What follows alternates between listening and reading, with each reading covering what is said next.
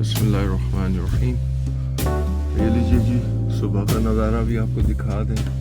आज 19 नवंबर 2024 सुबह के 9 बज रहे हैं। और ये देखिए, आपको मैंने रात के भी स्नोफॉल दिखाई थी, स्नोफॉल होते हुए दिखाई थी। ये देखिए, बैक गार्डन देख लीजिए, सारा स्नो से ढका हुआ है। तो मैंने आपसे अर्ज किया था कि रात का दिखा रहा हूँ तो सुबह का भी इंशाल्लाह आपको दिखाऊंगा। अगर बर्फ पड़ी है तो ठीक हो गया। और राइड का भी देख लिया आपने। उम्मीद करते हैं कि आपको पसंद आया होगा। अंटिल नेक्स्ट टाइम, अल्लाह।